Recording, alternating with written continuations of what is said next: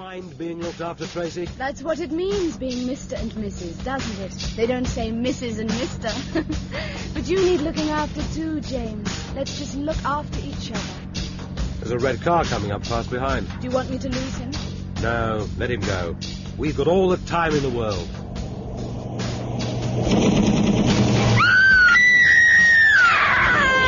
Tracy!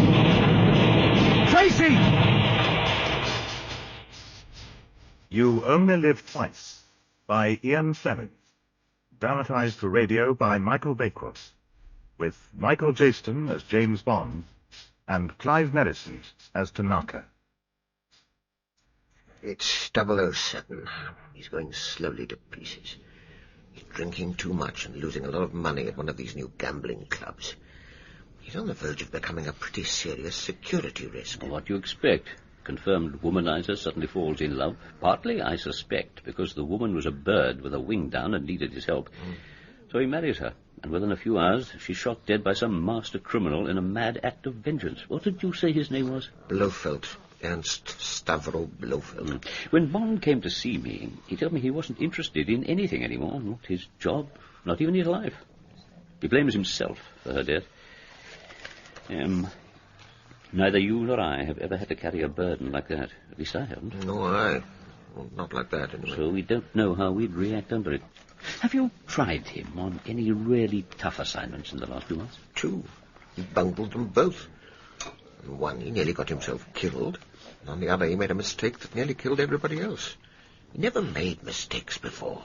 Now, suddenly, he's become accident-prone. Why did you ask to see me? To confirm my own worst fears. You'll have to go. Honourable discharge. Well, isn't that a bit harsh? I've got no room in my section for a lame brain, whatever his past record. Or whatever excuses you psychologists can find for him. Pension, of course. Try to find him a job. One of the top security organizations might take him on. You're losing one of your best men. Used to be. Isn't any longer. I still can't help feeling that if he were placed in a really desperate situation, he might get himself back on the rails. Give him one more chance. If it'll help, I'll take the responsibility. What sort of chance? I don't know much about your line of business, but haven't you got something really sticky, some apparently hopeless assignment you can give him, but something that's desperately important at the same time, something that really matters to his country? Can't you dream up a mission that would put to the test everything that's in him?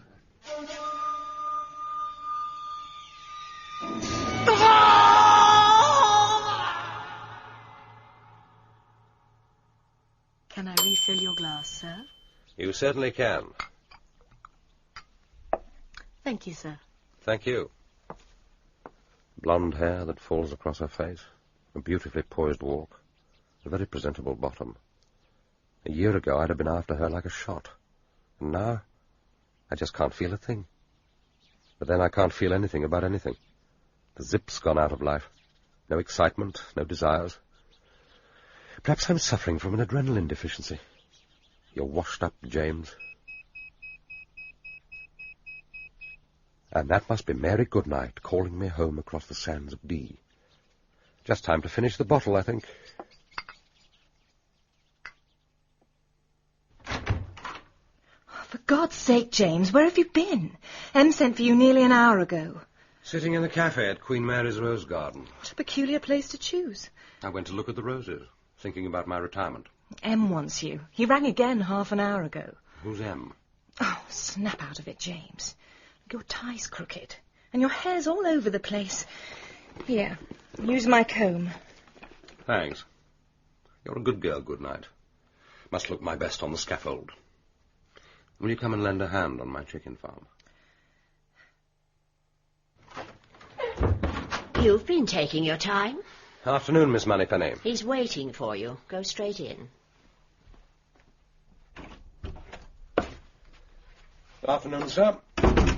Sit down, James. You know why I've sent for you. I can guess. You can have my resignation. What the hell are you talking about? It's not your fault that the 007 section's been idle for so long. Anyway, I'm taking you out of there. Then it is all the same with you, sir. I'd still like to put in my resignation. I'm not interested in staff work, I'm afraid, sir. Who the hell do you think you're talking to? Who the devil do you think is running this show? I'm terribly sorry, sir. I thought I'd been letting the side down lately. Now listen to me, James. I'm giving you acting promotion to the diplomatic section. 4-figure number and $1,000 a year extra pay. I'll be leaving for Japan inside a week. The chief of staff is handling all the arrangements personally. It's top secret. I see, sir. There's not even a file on the case. That's how important it is. I thought you'd called me in to give me the job. Why choose me?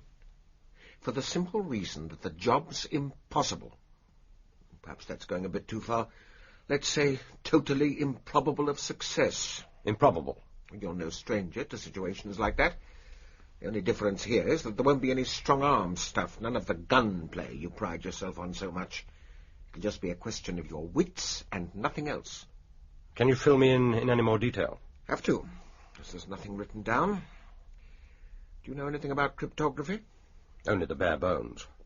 It's a subject I've preferred to keep clear of. Better that way in case the opposition ever got hold of me. Quite right. The point is that the Japanese have become past masters at it. They've got the right mentality for finicky problems in letters and numbers. They can crack anything. And for the last year, they've been reaching the cream of the Soviet traffic from Vladivostok and Oriental Russia. Diplomatic, naval, air force, the lot.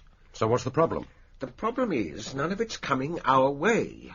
It's all going straight to the CIA. And they're not passing it on to us? Not where the Pacific is concerned. They regard that as their private preserve. They're worried about our security. Can't blame them. I'm equally worried about theirs. But where do I come in on all this, sir? There's a man in Tokyo called Tanaka. Tiger Tanaka, head of their secret service. I can't remember what they call it, some unpronounceable Japanese rubbish. He's quite a man. First at Oxford, a formidable mind, and a highly trained war machine to the bargain. He's the chap who has control of the stuff we want. You've got to go out there and get it off him. But how on earth am I going to do that? That's your problem. So you do see why you're unlikely to succeed. He's in fief to the CIA. He probably doesn't think much of us. People don't these days. Is there anyone out there who can brief me? We don't have a station in Japan at present. You'll be working with the Australians. I'm told they've got a good man in Tokyo. Section J says so too. Anyway, that's how it is. If anyone can bring it off, you can. Care to have a go, James? Yes, sir. I'd like to have a try. Good. You'll be meeting up with an Australian chap called Richard Lovelace Henderson, generally known as Dicko. He'll give you a basic briefing on what Japan's all about. It's not all cherry blossom by any means.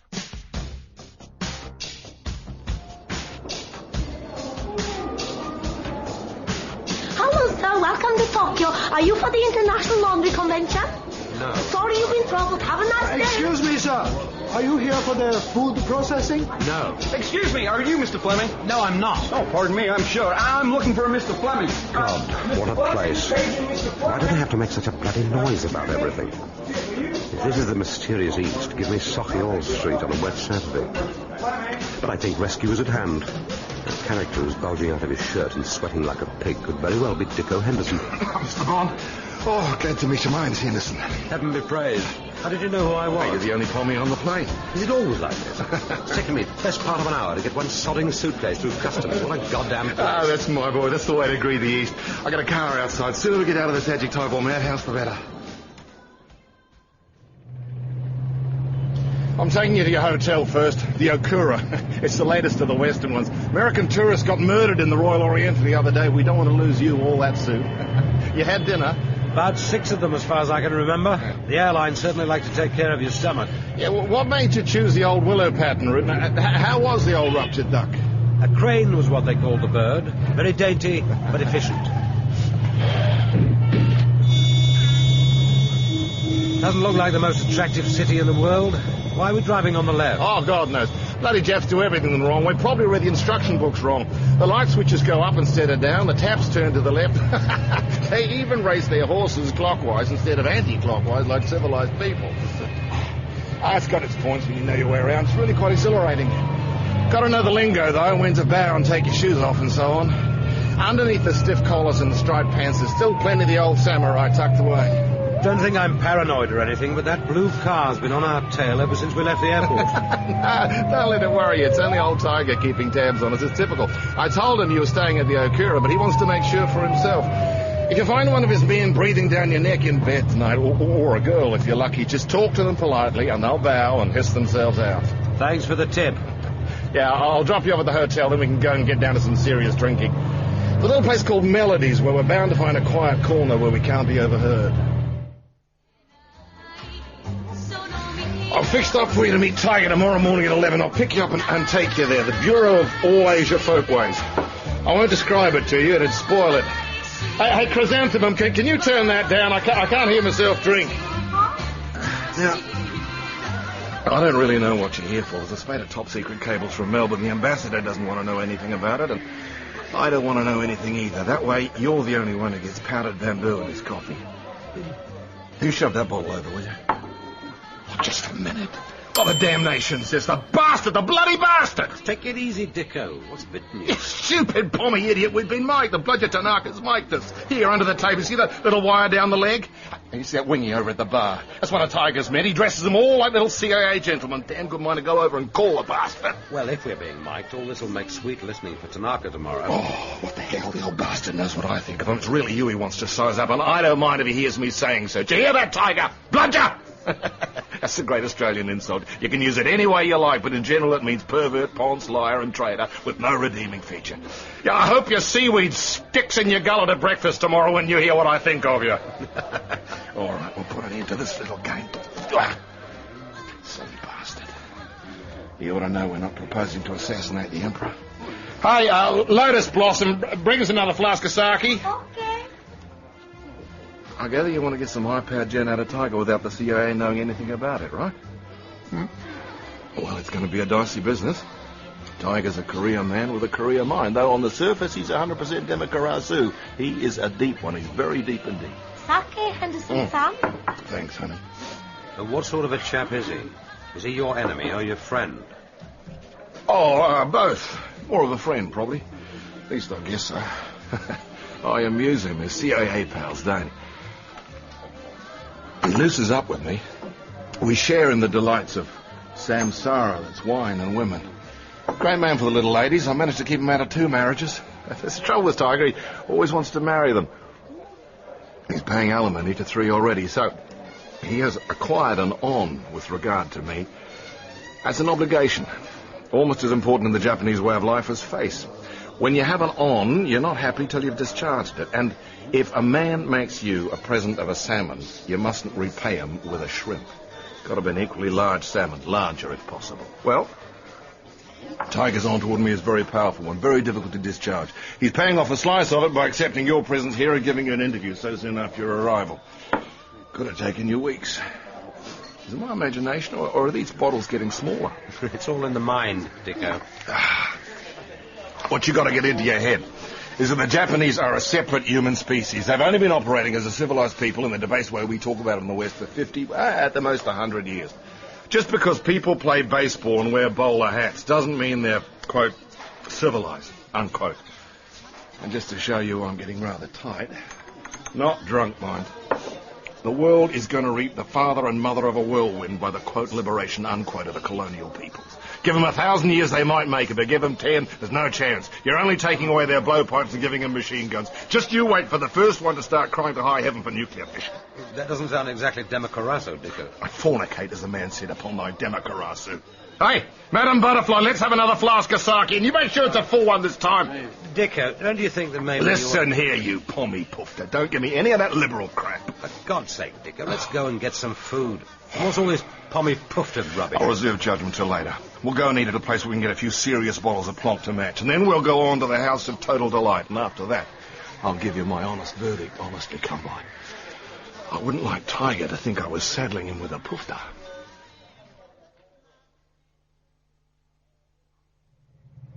Aren't we a bit early? Oh, better to give ourselves a bit of time. Tiger doesn't like to be kept waiting. Oh, boy, did I lay one on last night. You were going it a bit. Did I talk a lot of crap, or did you? Seem to recollect one of us did. You kept on calling me a pommy poofter. You were quite friendly about it. No offence given or taken. Yeah, didn't I hit anyone? Only that girl you slapped so hard on the bottom that she fell down. Ah, that was just a love pad. What's a girl's bottom for anyway? As far as I recall, they all screamed with laughter, including her, right? So it seemed. How'd you make out with yours? She seemed pretty enthusiastic. She was. Out you get. This is it. The Bureau of All Asian Folkways. Okay, you can keep the change. Looks like some kind of museum. You mean this is Tanaka's HQ? As the man said, you ain't seen nothing yet. Just follow me. The door over there.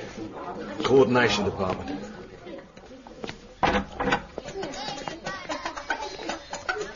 Nobody seems very concerned about us. What do they do in all these little offices? Coordinate, I guess. Through here.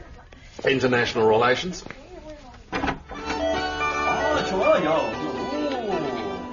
I see what you mean. Visual presentation.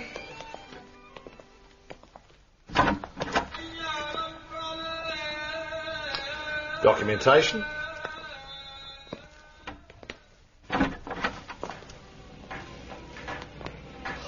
Good morning, Mr. Henderson. Morning.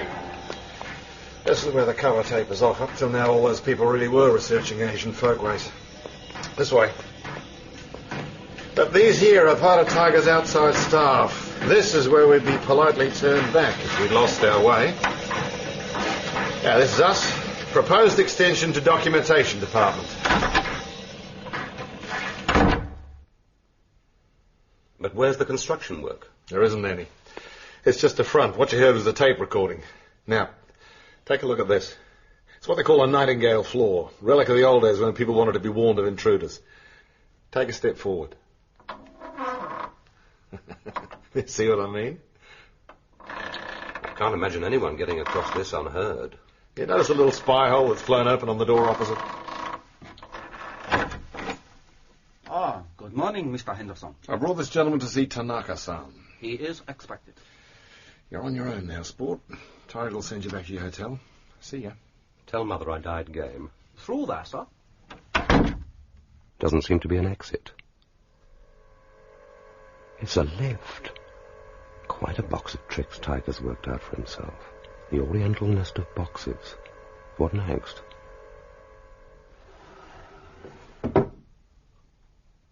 It's an underground station, but not a sign of life anywhere. A sinister-looking little chap, beckoning. This way, Commander. It doesn't seem I've got much choice but to follow. Prefabricated offices. Is there no end to all this?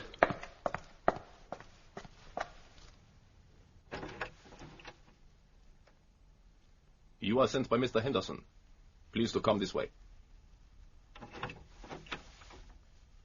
Commander Bond. My dear Commander, good morning. It is a great pleasure to meet you. Come and sit down. Thank you. How do you like my offices? Rather different from your own chief's, no doubt. But the new underground will take another 10 years to complete, and there is little office space in Tokyo. It crossed my mind to make use of this disused station. It is quiet, it is private, and it costs us next to nothing. Down here we have to count our pennies. I suppose it is the same with you. Under 10 million a year doesn't go far when there's the whole world to cover. At least in the last 10 years you have saved money by cutting down your activities in this part of the world. Yes, we rely on the CIA to do our work here for us. They're most efficient and helpful. Are they as helpful as they were under the previous regime? Nowadays, they're rather more inclined to regard the Pacific as their own back garden. From which you want to borrow the mowing machine without them knowing. The manufacturer's trademark for this particular machine is Magic 44. That is the name you have given to our cipher-breaking organization. Our code name, yes. Yes. A most valuable implement of many uses. I can understand that your country would wish to have the services of this implement. A case in point is an example of its capabilities which came into my hands this morning. May I beg you, on oath, not to reveal to anyone what you are about to read. If you insist, Mr. Tanaka. I am afraid I must, Commander. So be it. To all stations of grade 2 and above to be deciphered by addressees personally and then destroyed. Text begins. In amplification of number 1's speech to the Supreme Soviet, this confirms possession of the 200-megaton weapon and that a test firing will take place on September the 20th at high altitude in the Novaya Zemlya area. Stop. For information, the delivery of one such weapon by ICM beyond London would destroy all life and property south of a line drawn between Newcastle and Carlisle. This fact will shortly be employed as the teeth in a diplomatic démarche designed to achieve the removal of all American bases in Britain itself. Stop. Surely it's a mistake to keep this material from us. We have a treaty of friendship and a trade treaty with you. Do you not regard the withholding of this vital information as a dishonorable act? Honor is a very serious word in Japan, Commander. Well, would it not be more dishonorable to break our word to our good American friends? There is, of course, in this instance, an alternative route for this information to reach your government. But you put me on my oath. Commander, I was very happy in England before the war. Your people were very good to me. I repaid them in an unworthy fashion. I played youth and the heat of a war that I thought would bring great glory to my country. I was mistaken. We were defeated. The expiation of that dishonor is a large matter, a matter for the youth of this country. But I have my own private accounts to balance. I am in great debt to your country. This morning I have betrayed a state secret to you. I fully realize the importance of this piece of paper to Britain. You remember the contents? Exactly, I think. And you are on your honor not to communicate it elsewhere? Yes. And that's all? For the time being, I need time to think things over. Honor is a pattern of behavior, Commander. The bamboo must bend to the breeze, but equally, the cedar must bend to the typhoon. The meaning of this is simply that sometimes duty is more compelling than any words. Call on me again tomorrow. Oh, but that's fantastic. You obviously hit it off with him, chap. He thinks the world of you, too. But do you think he's on the level? It seems too easy. A tiger would consider it dishonourable to lead you up the garden path and then pull the rug out from under you. Something's definitely cooking in the background. He can't be doing this simply out of a sense of honour. You don't understand the Japanese mentality. This on he's got in respect to Britain is a huge factor in your favour. If you get any more gifts like the last one, you'll be piling up a great heap of on in respect to Tiger. And if it comes to striking a bargain, I hope you've got a pretty massive present up your sleeve so that the on both sides is more or less equally balanced. None of this salmon and shrimp business. Have got? Can do? I'm not so sure. I have given you a new name. Commander James Bond is perhaps a little too formal. I shall call you Bondo-san. Is that acceptable? Perfectly. And what do I call you? You call me Tiger. And may I ask how you acquired that name? I was born in the year of the tiger. Oh. And do you happen to know what year I was born in? Yes, I do, Bondo-san. You were born in the year of the rat. As a fair trader, has your country got to offer in exchange for the full use of magic fofo? We have a most important intelligence network in China known as the Macau Blue Route. The fruits of this source will be placed entirely at your disposal. I'm very much afraid that I have bad news for you, Bondo-san. Blue Route has been penetrated by my organization almost since its inception. What other goods had you in mind for exchange? We have many other commodities. But, my dear Tiger, would it not be a good idea, once your mind is made up, for you to pay a visit to London and inspect the shelves for yourself? I'm sure my chief would be honoured to receive you. You do not possess full powers of negotiation? No, that would be impossible. Our security is such that even I have not full knowledge of all our merchandise. I'm only in a position to pass on to my chief the substance of what you say, or to render any other personal services you might ask of me. Personal services? Ah, that is a possibility. I must get to know you, Bondo-san. Permit me to invite you to a geisha party at the House of Grey Pearl tomorrow evening. Oh, boy, you're really into it now. It's a great honour. A party at the geisha house? And it'll cost Tiger a small fortune. You better put a good face on the whole thing. This could be the breakthrough you've been waiting for. But he knows already that I've nothing to offer him. Well, then it's even more important that you keep your hand up. But what's so special about a party in a geisha house? Well, the Orientals see it as a kind of art form, like the tea ceremony or flower arrangement. For a foreigner, it's more like trying to entertain a lot of unknown children to a nursery tea with a very strict governess looking on. And what do the girls actually do? Well, the high-class ones can sing and paint and tell humorous stories and compose elaborate verses. And the ones who aren't high-class? I mean, do they actually... With a bit of luck. Tiger will probably arrange a pillow geisha for you.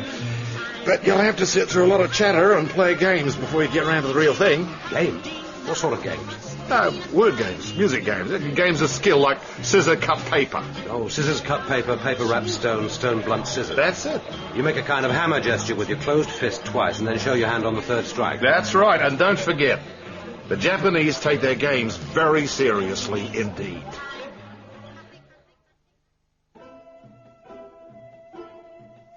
That's a cheat. You agreed that if I won, it would be a real kiss on the mouth, Trembling Leaf, at the very least. On the mouth. On the mouth. Go ahead, my child. Bondo-san, I will not challenge you to this ridiculous game, and I promise you in advance that you will not win. All right, Tiger. But first, let's have some more sake. And not in these ridiculous thimbles. I've drunk 5 flasks of the stuff, and the effect is about the same as one double martini. He knows how to hold his drink, but he won't be much use to Trembling Leaf if he goes on like this. You have gained much face, Bondo-san. It is only the sumo wrestlers who drink sake in these quantities without showing it. But Grey Pearl might be right. The sake, master. Thank you, Trembling Leaf. Drink deep, Bondo-san. And then we will begin. Your health, Tiger. If I beat him, he will lose face in front of all these women. If I lose, I shall lose face in front of him. So do I play to win or lose? But it's as difficult to play to lose as to play to win. And does it really matter? 3 games of 3. Right. How? Paper, wrap, stone. Stone, bronze, scissors. I've got you. Paper, wrap, stone. First game to me. Second game. Paper. Again. Stone, bronze, scissors. Scissors, cut paper. Stone. Again. Stone, bronze, scissors. My game. 1-all. Last game. Are you ready? Fire away. Stone, blunt, scissors. Paper, wrap, stone. I drink to your victory, Bondo-san. Sake, Bondo-san. Thank you, Trembling Leaf. Your health, Tiger. And now, Trembling Leaf, it's time for you to give me another kiss. On the mouth? On the mouth. Bondo-san, I have matters to discuss with you. Will you do me the honor of coming to my house for a nightcap? Of course, Tiger. Nothing would give me greater pleasure. Good night, Trembling Leaf. Another time, perhaps. Good night, Bondo-san.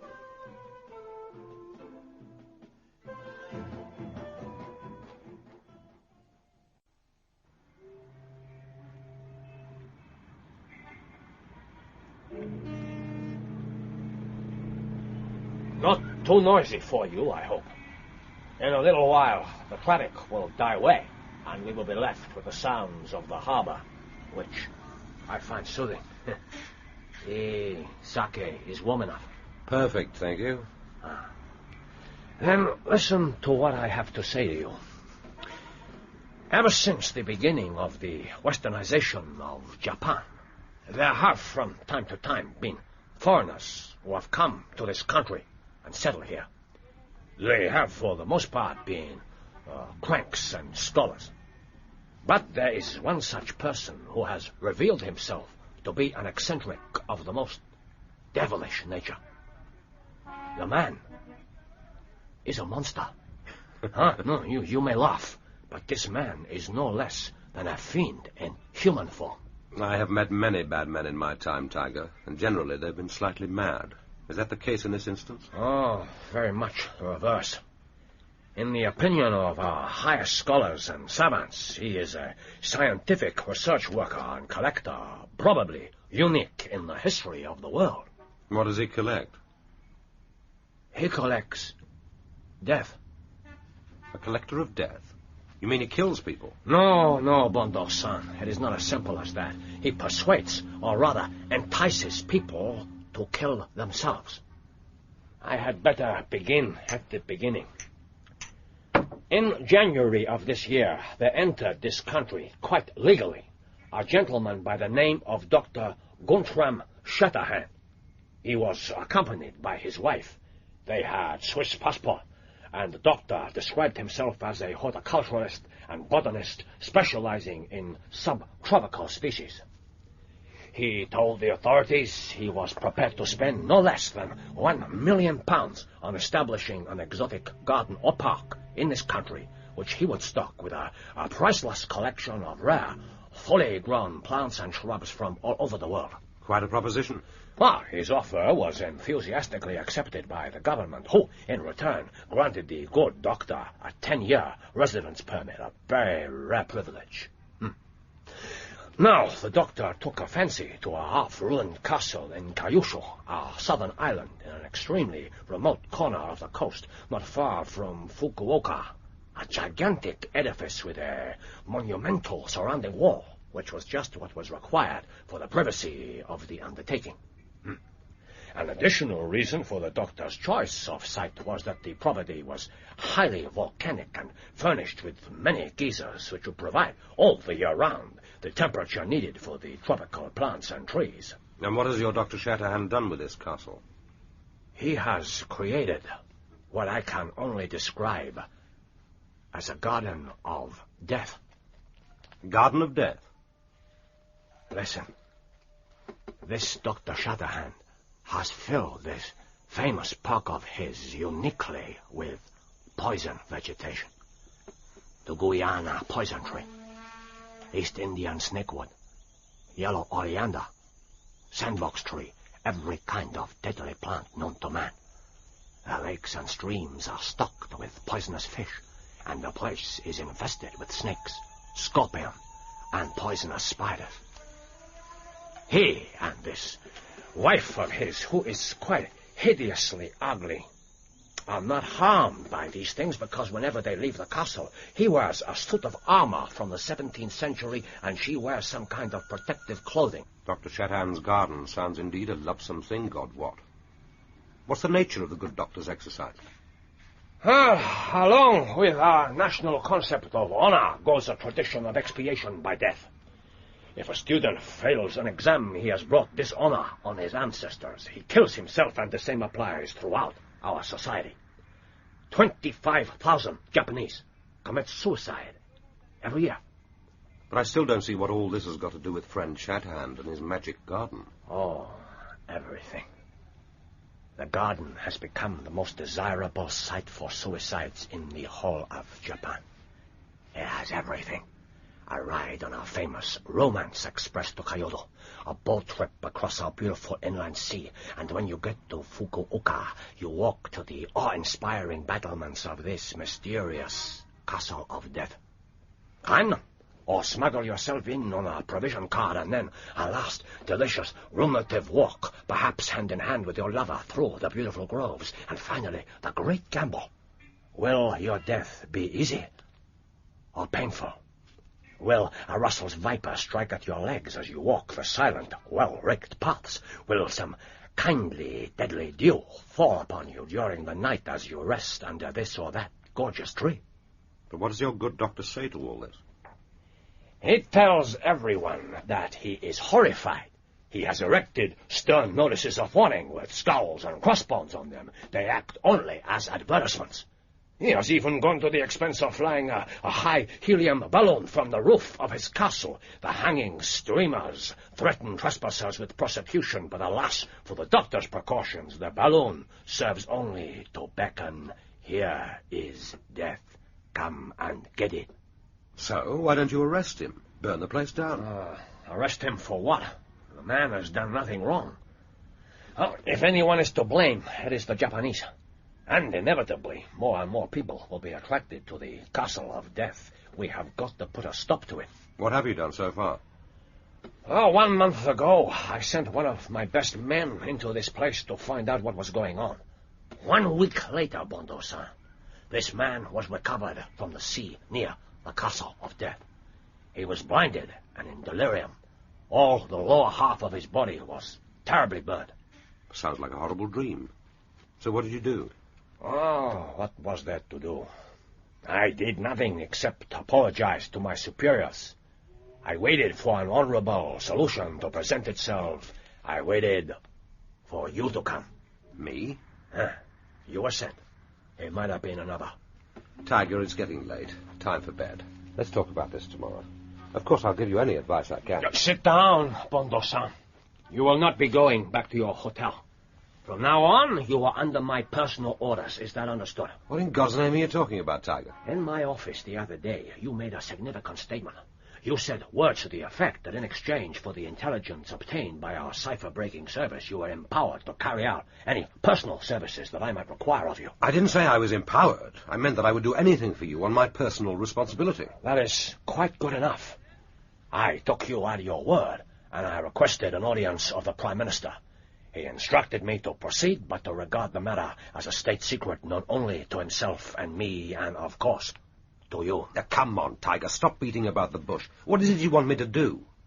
You are to enter the Castle of Death and slay the dragon within. The Saki's got to your head. Why should I be the one to get rid of him? Well, for reasons that must be obvious even to you. His assassination cannot be carried out by a Japanese. But I've got nothing against the man. That is of no importance. He has already killed 500 of his fellow creatures. And in any case, Bondo-san, you will do this in exchange for magic fofo. But I'd be spotted long before I got anywhere near him. Can you think of anyone who looks less like a Japanese than I do? Oh, by the time we have finished with you, Bondo-san, you will be able to fool even me. We have talked enough. The first step in your transformation will be accomplished in the bathhouse. Excuse, please. Just what do you think you're doing? Taking off your trousers. Well, what happens then? You will lie in a box over a charcoal fire. Then I shall clean your body very carefully. Then I shall administer a black dye to your hair and give you a haircut in the Japanese style. And after that? I shall give you a massage. And I shall apply a dark dye all over your body. And after that? You will sleep, and I shall wake you with breakfast. Ham and eggs. Then I shall dress you as a Japanese gentleman. Not bad. Not bad at all. She has done her work well. Your eyebrows are quite convincing. I don't care for the trousers much. They're a little loose in the fork, but the behinds of my countrymen are inclined to hang low. So, what's the next step? We will take the express to Kamagori on the south coast and the evening hydrofoil across Ise Bay to the fishing port of Toba. There we will spend the night. Aren't we taking our time, rather? It will be a slow journey to Fukuoka because I want to educate you in Japanese customs so that you will make as few mistakes as possible when the time comes. The train leaves at midday.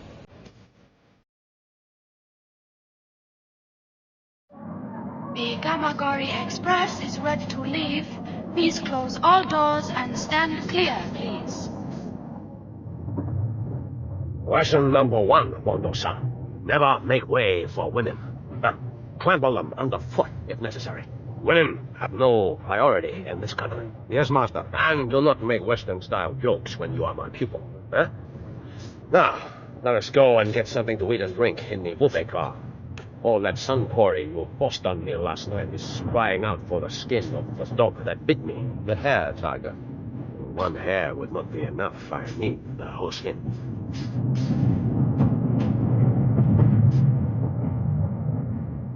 Somebody snitched my wallet.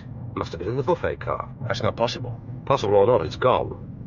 There was a thick-set guy in a black leather hat. I'm sure he jostled me. That is most unusual in Japan. But it would be a mistake to call the conductor. We do not wish to draw attention to ourselves. I regret the incident, Bondo-san. I hope you will forget it. Of course. There's nothing. I shall make up for your loss by standing you a magnificent meal when we get to Kamagori. That man in the buffet car. I'm sure I saw him again in the crowd as we got off the train.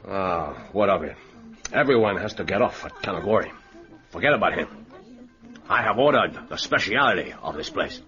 Lobster. Sounds great. It is not the custom of this country to consume sake in a single gulp. But the grossness of your drinking habits will fit in very well with your future identity. What am I supposed to be? A coal miner from Fukuoka. There are many tall men in that profession.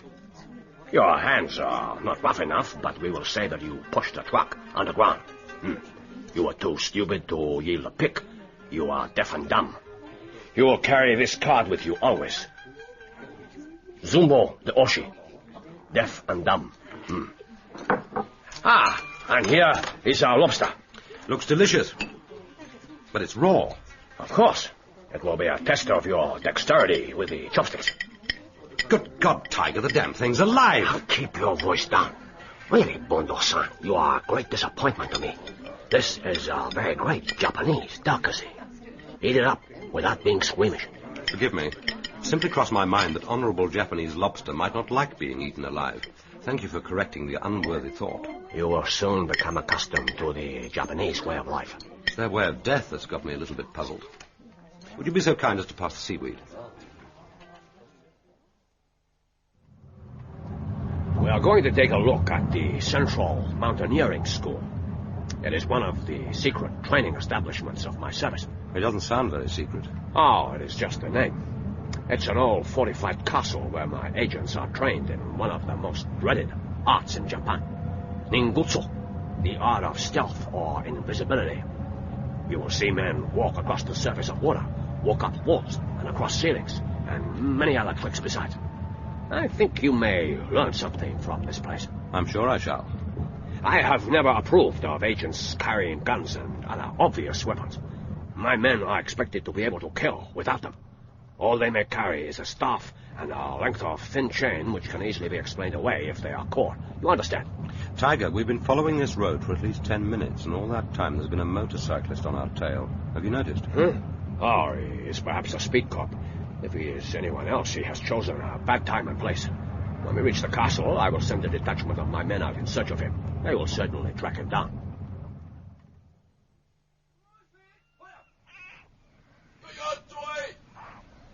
These men are practicing an assault on the castle wall. It is nearly 200 feet high and offers few natural footholds. They're scrabbling up it like black spiders. What's the significance of the black costume and the hoods over their faces? They're wearing traditional ninja clothing. But in reality, the attack would take place at nighttime. They would be virtually invisible. In a few days' time, you will be doing something very much the same. The man on the end is the weakest of the team. You can see how awkward he is. Poor bugger. It is of no account. The instructor would have failed him anyway. Now, let us go down into the courtyard. Once the men have scaled the wall, they will use bujutsu on the defenders. Fighting with the stave.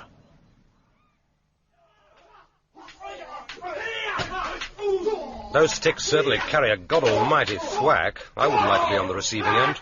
They look as if they're fighting for their lives. They are. Observe carefully, Bondo-san. You may have to depend on bujutsu for your life.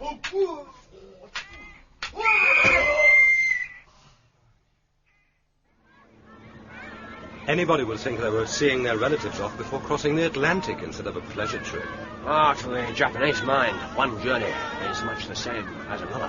What's the object of this particular exercise, anyway? What am I supposed to be learning from all this? I thought that a little excursion on the inland sea would cleanse our minds.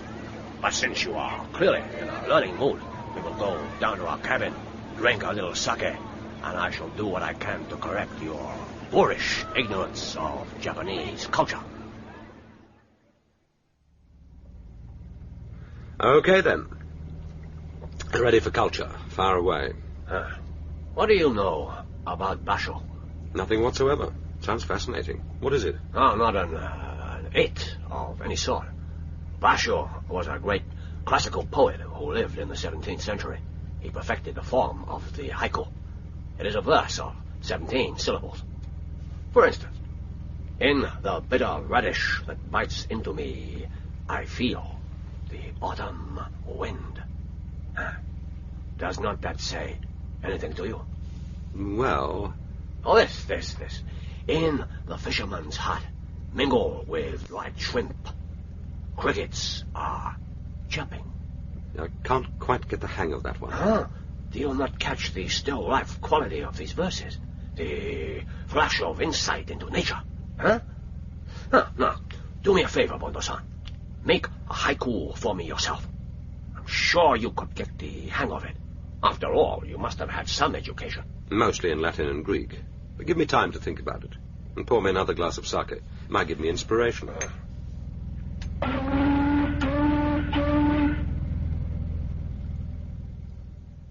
This is the best I can do, Tiger. Read it to me. You only live twice. Once when you were born, and once when you look death in the face. That is excellent, Bondo-san. Too many syllables, but a most honorable attempt. Most sincere. You are thinking, perhaps, of your mission. Perhaps. Is it weighing on your mind? The practical difficulties are bound to do so. I've swallowed the moral principles involved. Things being as they are, I have to accept that the end justifies the means, even killing in cold blood. Then you are not concerned for your own safety? Not particularly. I've had worse jobs to do. You do not appear to value your life as highly as most Westerners. Is there a reason for that? Not that I can think of. But no more of your Japanese brainwashing. Pass me the sake, and tell me what happens next. Tomorrow you are to leave the nest. But first we shall drive out to Fukuoka to talk to the chief of police. What kind of man is he? Who? Your chief of police at Fukuoka. Conscientious, unimaginative, and he has absolutely no sense of humor, so don't try any of your silly jokes. Tiger, I don't want you to think I'm paranoid, but that motorcyclist is back on our tail again. And I could swear we were being shadowed on the boat yesterday. Do me a favor and check him out. Toga, we're being tailed. Let him pass us. He could easily pull away from us on that bike. Let's take a look at him. Give him a touch of the siren, He's slowing down. Look out, Tiger, he's got a gun. The man's got a gun. Get him! Smart work. You train your men to jump out of moving cars. Pity he had to kill him. He had no choice. Let's take a look at him.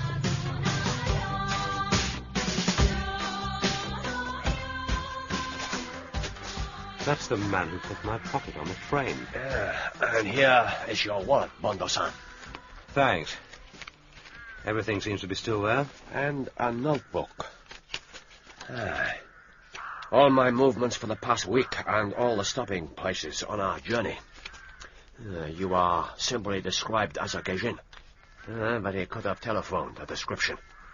This is a most unfortunate business. I apologize most deeply.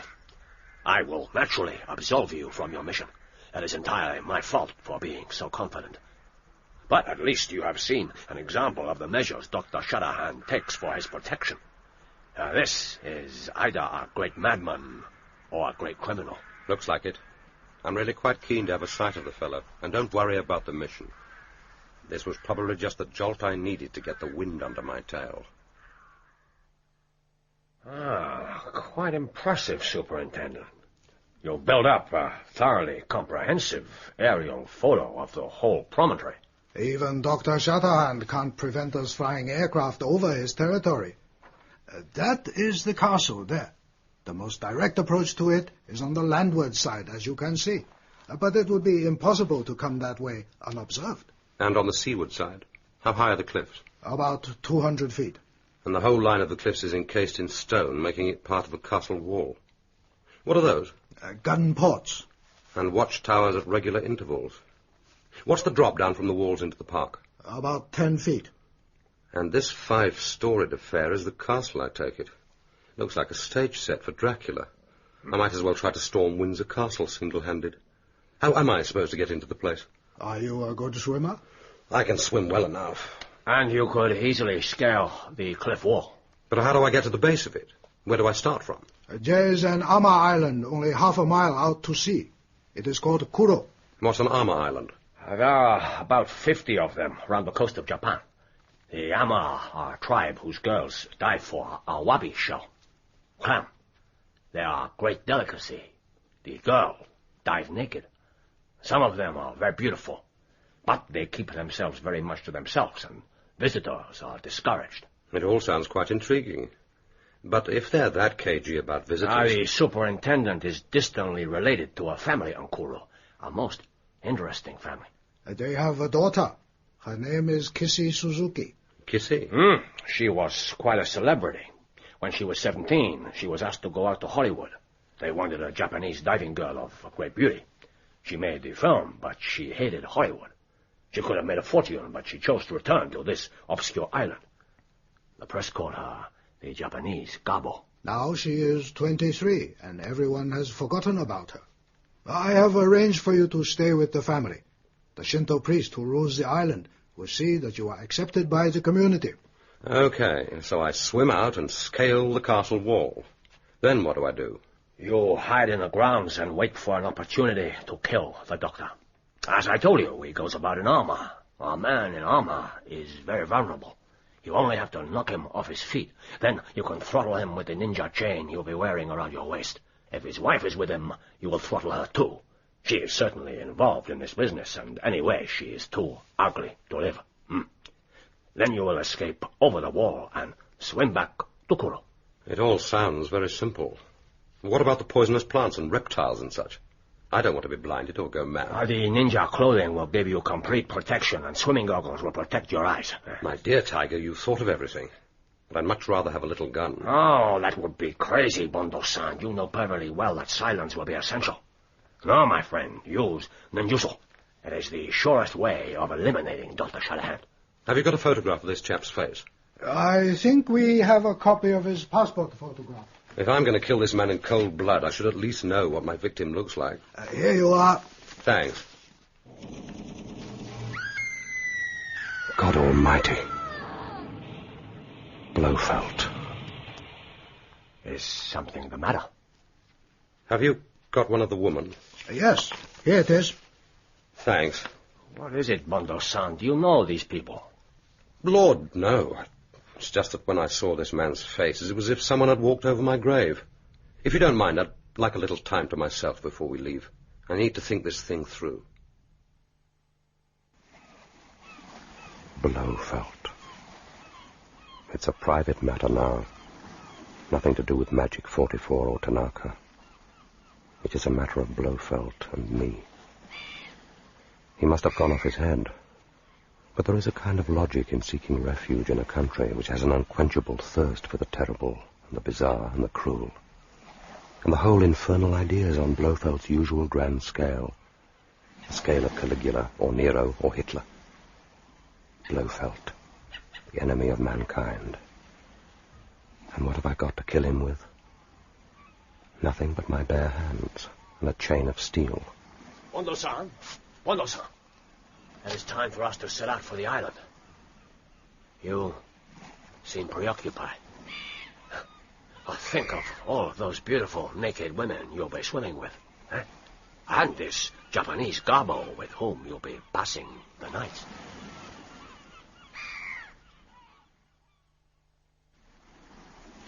I have spoken to the priest. There will be no difficulty. The village elders will be told that you are a famous gaijin anthropologist who has come to study the Ama way of life. You are requested to behave in a sincere manner. Which means you are not to go to bed with the girls. Your name will be Taro Todoroki. Taro means first son, and Todoroki thunder. The priest is not interested in your real name. And now it is time to go down to the jetty. The boats will be coming in. Everyone goes to meet them and wrap the girls in hot blankets. It is quite a ritual.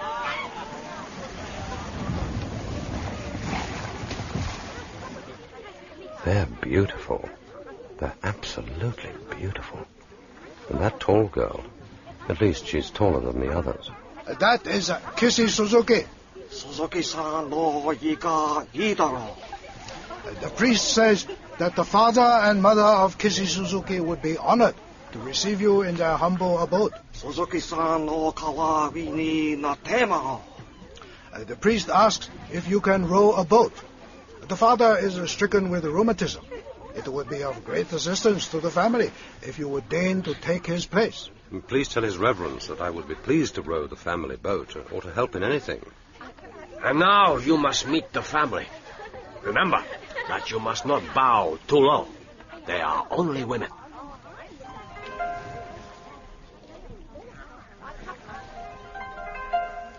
My name is Kissy Suzuki. You don't have to bow to me, and I shall never bow to you. How do you do? My name is Taro Todoroki. It's very kind of your family to accept me as a guest, but I don't want to be an imposition. Are you sure it's all right? Whatever the priest says is all right. Say goodbye to your distinguished friends from Tokyo, and we can go home. I hope you're good at peeling potatoes. I took a degree in it. Ondo-san, I am certain that you will succeed, so I will not wish you luck, nor will I say sayonara. I will simply say a quiet banzai to you and give you this little present in case the gods frown upon your venture and through no fault of your own, things go wrong. No, thank you, Tiger. You remember the haiku. You only live twice. If my second life comes up, I would rather look it in the face and not turn my back on it. See you in about a week. Come on then, Todoroki-san, and give me one of those little bags to carry. For the sake of the villagers who will be watching inquisitively, we will wear the oriental face in public. Thank you. What time do we take out the boat? About 5:30, when the sun comes up. Perhaps you will bring me luck.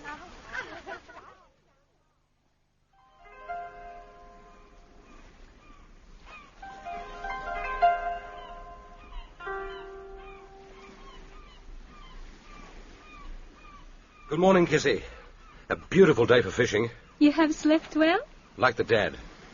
What's that extraordinary thing you're wearing? This is ceremonial dress for diving, in the presence of important strangers.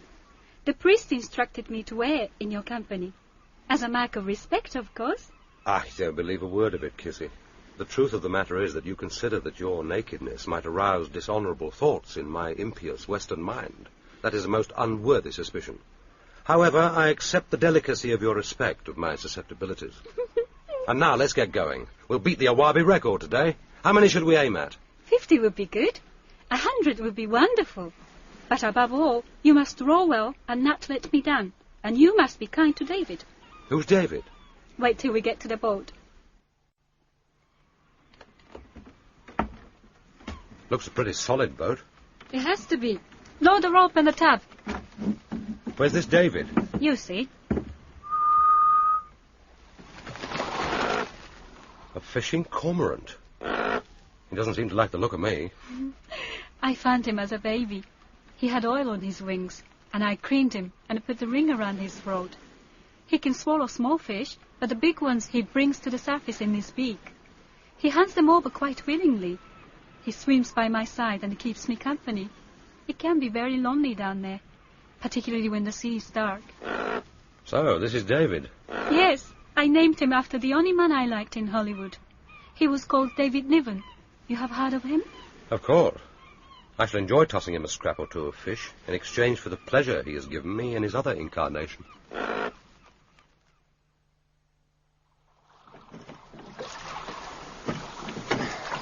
Not much further. That's just as well. We shall have the place to ourselves. The seaweed is thick on the rocks down there. And that is what the Arby feed on. It is deep, about 40 feet, but I can stay down for almost a minute, long enough to pick up 2 or 3 Arby, if I can find them. Now we are there. Stop rowing. The rope goes around my waist. Now keep it taut. And you feel me tug? Pull me up quickly. Go on then, David. You have to look after him when he comes to the surface. Right. Pass me the goggles. No!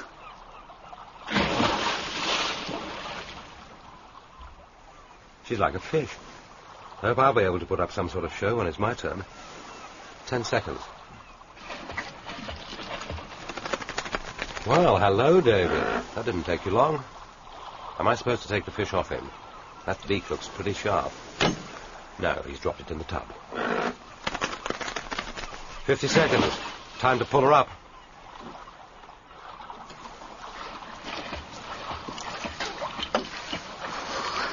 True. Great fat ones. There are lots of them down there.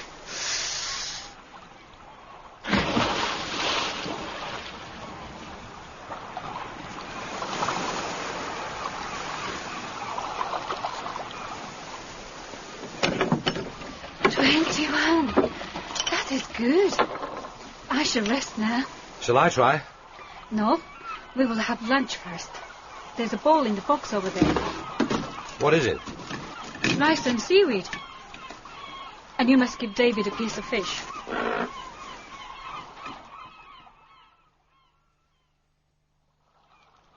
Kissy, do you know anything about the castle on the headland? We never talk of it. It is almost a forbidden subject on Kuro. It is as if hell had suddenly opened its mouth half a mile away across the sea. We believe the devil himself has come to live over there. The elders say that he is the incarnation of all the evil in the West. Do they now? And there is already a legend that has grown up on the island. It is that our Jizo guardian will send a man from across the sea to slay this king of death, as we call him. Who are these guardians? On the other side of the island, on the foreshore, there are 5 statues. They are rather frightening to see. They have rough bodies of stone and round stones for heads. They were put there centuries ago by our ancestors. They sit on a line of low tide, and as the tide comes up, it covers them completely, and they keep watch under the surface of the sea and protect us. And this story of the man from across the sea, where did it come from? Who knows? Now give me your watch. It is time for you to see for yourself what it is like diving for awabi. Oh, I feel as if I'd been beaten with a wooden truncheon. I ache everywhere it's possible to ache. We caught 65 awabi. That is very good. Little thanks to me. Too much sake and too many cigarettes. You caught 10. That is very good for a beginner. Ah! What's the matter? A cramp. A cramp in my stomach. Oh, quickly, take off your shorts. What? And lie face down on the ground. What are you going to do? I'm going to walk over your back. Lie still. Ah! Does that help? Are the cramps going? Yes, I think so. Good. When I have finished, I shall give you a hot bath, and then you will have a very early night. Oh.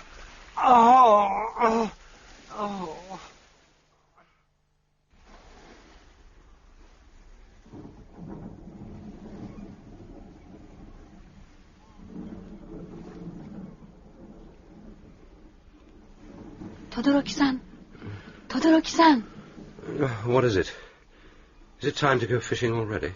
It is time, but there will be no fishing today. It is too stormy. I must have slept for 10 hours. There is something you should know. The priest came last night to say that the people came here yesterday on the boat from the mainland. They asked many questions. What about? They wanted to know about the visit of the men from Tokyo. They said they were guards from the castle, and it was their duty to prevent trespassers. They said that 3 men came out to Kuro, and only 2 returned. And what were they told? The priest told them that one of the visitors had been taken ill, and had perhaps lain down in a boat on the journey back. The crafty old devil. Have the guards gone back? The priest sent a boy up to the high place on the island, which looks down on the castle. The boat returned there.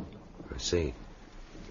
Todoroki-san, I have a feeling of much friendship for you.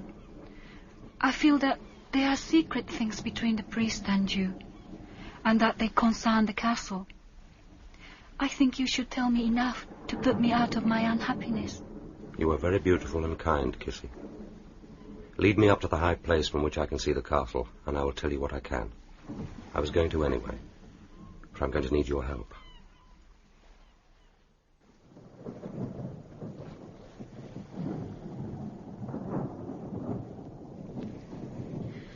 What an evil place. I have never been here before. The people of the island have no wish to see what happens in the castle. They are frightened. I don't blame them. The castle looks like something out of a nightmare. And the garden. And what are those strange pits where the steam is rising? Those must be the fumaroles. What are they? Holes where sulphur bubbles up out of the earth. The smell is foul, even from here. Kissy, tonight I have to swim out to that castle and climb the wall and get inside. You are the man from across the sea who has come to destroy the dragon from the west. Yes, Kissy, I am. But why have you been chosen? Why should it not be a Japanese? Because it is better that this man is killed by someone from the west. It will cause less trouble for the state if the whole matter is presented as being trouble between foreigners. And after, will you come back and be my boatman again? For a time. And then I must go back to England. No, I believe that you will stay for a long time on Kuro. Why do you believe that? Because I prayed for it at the shrine. And I have never asked for such a big thing before. I'm sure it will be granted. I shall be swimming with you tonight. No, Kissy. It's too dangerous. You will need a company in the dark, and I know the currents. You will not get there without me. Now, it is time for us to see the guardians. The tide is running out, and they will want to inspect you.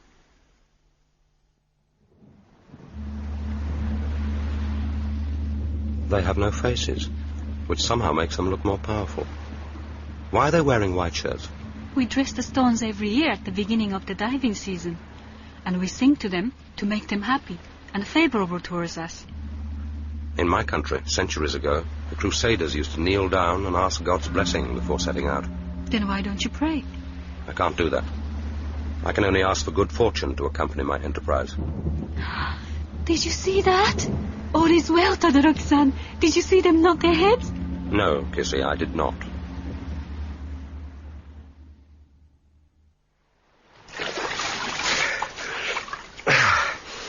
This is close enough to the foot of the castle wall. I'm going to hide the flippers in this crack just above the high water mark. And now I must start my climb. But would you be seen by the guards? I don't imagine that the guards patrol the grounds at night. They need to give the suicides free entry. And now, you must leave me, Kissy. Look for me in a day or two.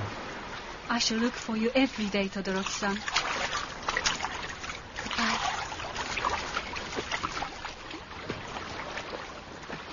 And now for the dragon's castle. It doesn't look much of a climb, and the cracks between the stone blocks should give me enough grip.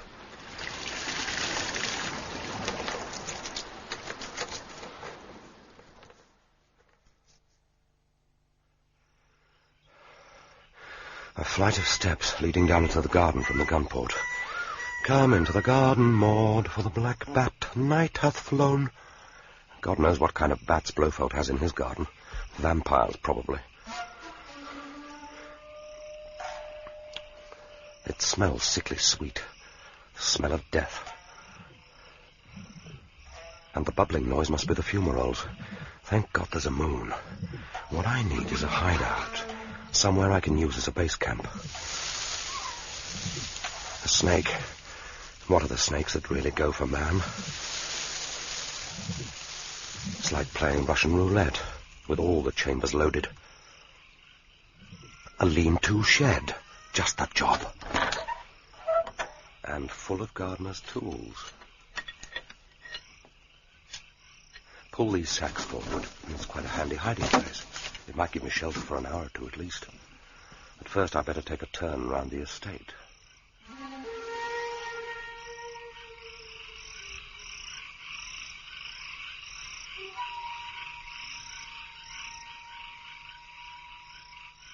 castle, where the dragon sleeps in his lair. How the hell am I supposed to get into that? Walk up to the front door and ring the bell.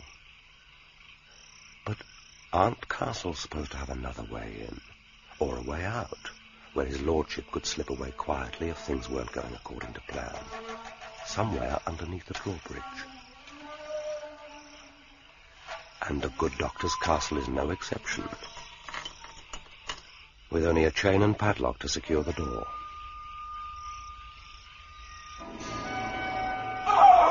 What the hell's that? It's over by the lake. God almighty. His head's swollen up like a pumpkin, poisoned by one of Blofeld's pretty shrubs. He's making for the lake. God, no. Piranha fish. Hundreds of them. The doctor's banquet of death. Why don't the Japanese Air Force come and bomb this place into eternity? Set the whole place ablaze with napalm. Why do I have to do the job with my own bare hands? Don't you want to kill him? Don't you want to avenge Tracy? Snap out of it. Get back to the hut and wait until dawn.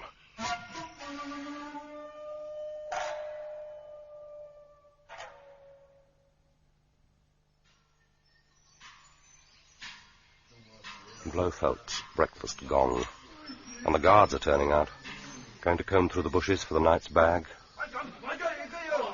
They're certainly getting worked up about something. They've rooted out some poor wretch who's had second thoughts about killing himself. They're going to throw the poor devil in the lake.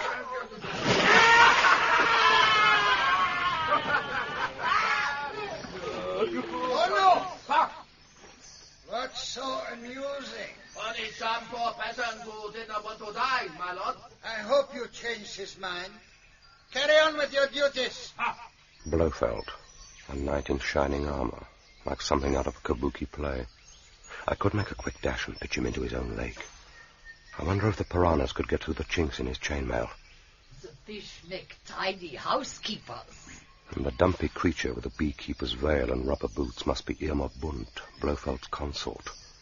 The woman who helped him kill Tracy. And the sea and the sharks see to the rest. The sharks don't always complete the job. That spy we put through the question room was almost intact when they found his body down the coast. Oh? The lake would have been a better place for him.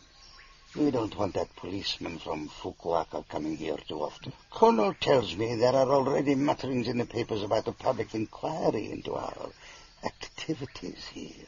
What shall we do then, lieber Ernst? We shall obtain massive compensation and move on. The same pattern can be repeated in other countries. Everywhere there are people who want to kill themselves. But the figures would be much smaller. It is the concept that matters, lieber Irma. It is very difficult to invent something that is entirely new in the history of the world. And I have done that. That is true. You have built a shrine to death forevermore. It is as if one of the great fairy tales come to life. A sort of Disneyland of death. A what? On an altogether grander, more poetic scale, of course. One day I shall write the whole story down, and then perhaps the world will acknowledge the type of man who has been living amongst them. A man not only unhonored and unsung, but a man who they hunt down and wish to shoot like a dog. A man who has to use all his wiles just to stay alive. He's mad. Stark staring mad. If I had not covered my tracks so well, there'd be spies on their way here even now to hand us over for official murder under their stupid laws. Or to kill us out of hand. I'll kill you in your sleep if I have to. That hut there. The door is open. God almighty. I have told the men 1,000 times to keep such places locked. It is a perfect refuge for a spy or a fugitive. I will make sure.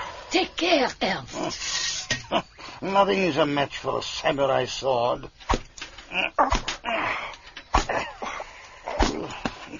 Nothing. But remind me to reprimand Kono, and to make sure a proper lock is fitted. Come. Let us see what new delights await us. No bones broken, but it was a near thing. That's the end of my hideout. So it will have to be tonight.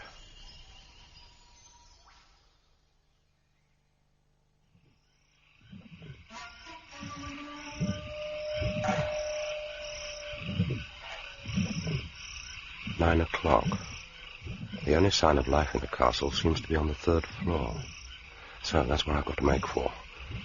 And that must be the warning helium balloon tethered to the balustrade with a streamer carrying the skull and crossbones. A warning to keep out, or an invitation to come in. Let's hope I can crack that padlock.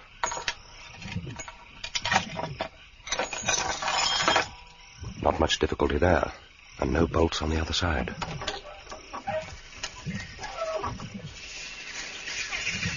Won't you walk into my parlour, said the spider to the fly. I seem to be in some kind of cellar. Bats, but no other sign of life. And a great stone staircase going straight up into the castle.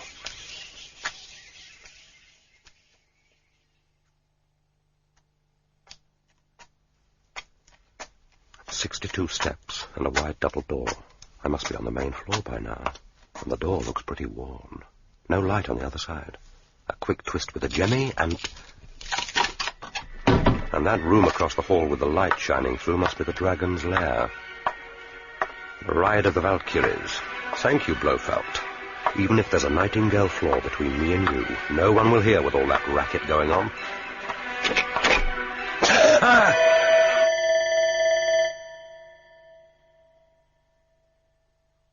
I think he is coming round. What are those strange clothes he was wearing, Kono? It is a ninja suit, Herr Doctor. These are people who practice the secret arts of ninjutsu. These people used to be much feared in Japan. This man has undoubtedly been sent to assassinate you, my lord. But for the trap in the passage, he might well have succeeded. Du lieber Gott. It cannot be. What is it, my dear? The scar down the right cheek. The eyebrows have been shaved to give an oriental look. But I am sure it is him. What do you mean? This is the English agent, James Bond. The man whose wife you killed. I swear it. You have got to believe me. I certainly see a resemblance, but how has he got here? How has he found me? Who sent him? The Japanese Secret Service. I cannot believe it. If that was so, they would have come with warrants to arrest me. We must proceed with great circumspection and extract the whole truth from this man. Yeah. First, we must find out if he is truly deaf and dumb. Kono, take this man to the question room. Aye. A disgusting stench of sulphur. A large clock with the quarters underlined in red, and a stone pedestal seat with a hole in it, which it seems I'm to sit on. No instruments of torture, and high up in the ceiling above me an opening through which I can see the stars. Commander Bond, or 007... I made a dash for it. I might just get my hands round his throat. You are now sitting directly above a geyser that throws mud at a heat of 1,000 degrees centigrade, a distance of approximately 100 feet into the air. Your body is now 50 feet above its source. The geyser erupts at exactly each 15th minute in each hour. You will therefore observe that you have exactly 4 minutes before the next eruption. If you are a deaf and dumb Japanese, as you maintain, you will not move from that chair, and at the 15th minute past 11, you will suffer a most dreadful death by the incineration of your lower body. You prefer not to give up the play acting? Very well. On the off chance that your papers may perhaps be partially correct, my guard will now repeat what I have said in Japanese. Not a very attractive proposition on the face of it. There's a small wooden box by the side of my throne. It must be the regulating valve for the geyser. It might come in useful somewhere. But not now. 11:14. Time to move, unless you want to flush of volcanic mud up your backside, James.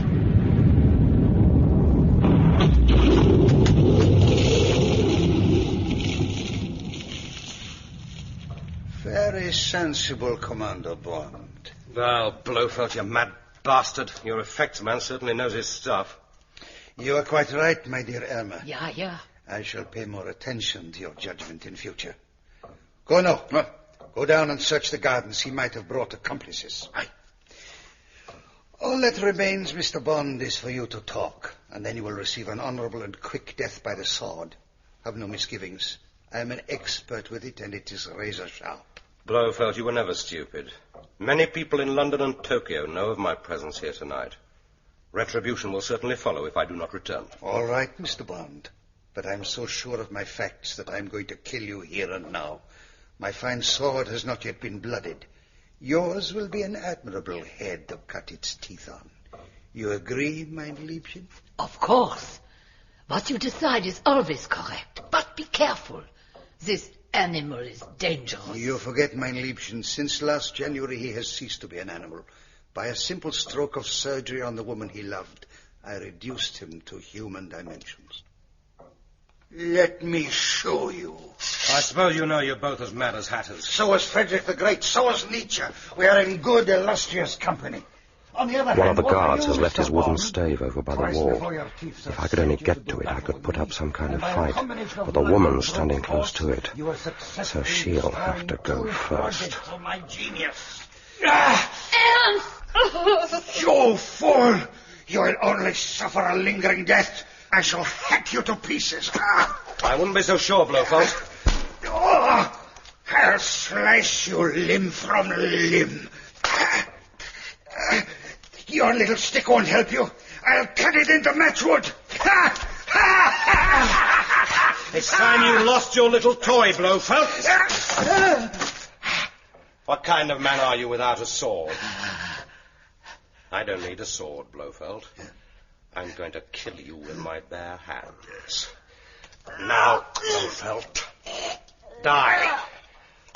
Die! Damn you! Die! There was something else I had to do. What was it? The geyser. Close off the valve, and in a few minutes the geyser will blow the whole place to smithereens. Pity about Irma, but she'll have to go up with it. That should do it. 2 minutes to go. But how the hell am I going to get away? The helium balloon on the terrace. Untether it and hold on to the rope. It's my only chance. You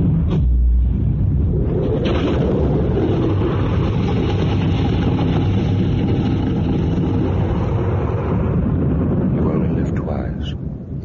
Once when you were born, and once when you look death in the face.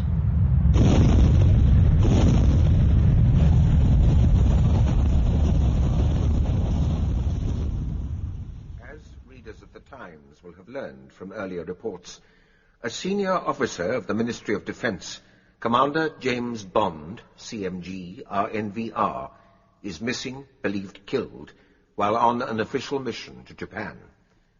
It grieves me to report that hopes of his survival must now be abandoned. It therefore falls to my lot to give some account of this officer and of his outstanding service to his country. James Bond was born of a Scottish father, Andrew Bond of Glencoe, and a Swiss mother, Monique Delacroix, from the canton de Vaud. His father being a foreign... Can't you remember anything? You do not remember who you are or where you come from? Nothing. Nothing. Except a man's face. I think he was dead. I think he was a bad man. What is your name? My name is Kissy Suzuki, and you are my lover. We live on this island and go fishing together. You have a terrible wound on the side of your head. You must have fallen while you were climbing the cliffs after seagulls' eggs. The nature of Commander Bond's duties with the Ministry, which were, incidentally, recognized by the appointment of the CMG in 1954, must remain secret. But his colleagues at the Ministry... I love him, Kanui-san. He remembers nothing of the past. Nothing at all of his former life? I told him he came here from another island years ago. I wish to keep him and care for him and marry him. That will not be possible, my daughter. In due course he will recover and go off across the world to where he came from. And there will be official inquiries about him from Fukuoka. And even from Tokyo. But you could instruct the elders to say nothing. If the day comes when he wishes to leave, I will not hinder him. But in the meantime, Should Nakuro honor the hero who was brought to us by the gods? James Bond was briefly married in 1962 to Teresa, only daughter of Marc-Ange Draco of Marseille. The marriage ended in tragic circumstances. He is fully restored to health, but I cannot get him to respond to me. However much I press myself against him or caress him with my hands, he remains indifferent. That is why you come to Happy Shop. Yes. Has his wound made him impotent, do you think? It's just possible. He may have forgotten how to perform act of love. You have money? How much? 5,000 yen? Yes, if you really think... This vial contains liquid from sweat-glands of 4 toads. And this is powder of dried lizard. A combination of 2 mixed into your lover's food should prove infallible. Thank you. However, to make doubly sure, and for extra 1,000 yen, I provide you with excellent pillow book. What is a pillow book? See for yourself. Very well. I'll take it. That was a fantastic meal, Kissy. What do you call it? Sukiyaki. You always liked it. What's this book? How on earth did you come by this? It is what we call a pillow book. Lovers use them. And the picture's strange. Kissy, take off your clothes and lie down. We'll start at page 1.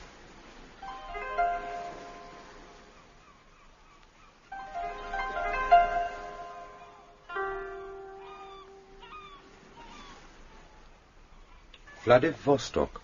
What did you say? Vladivostok. I found the name on one of the pieces of paper in the privy. It has some kind of message for me. I connect it with a very big country. I believe that country is called Russia. Am I right? Yes, Taro-san. That is so. I have a feeling that I have much to do with this Russia, that a lot of my past was concerned with it. I must go to this place, Vladivostok, and perhaps it will awaken memories of my life before I came here. Will you help me, Kissy? Yes, I will help you, Taro-san.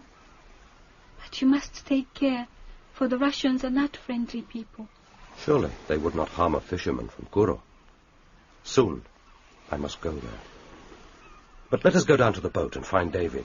It is a wonderful day for fishing. Vladivostok.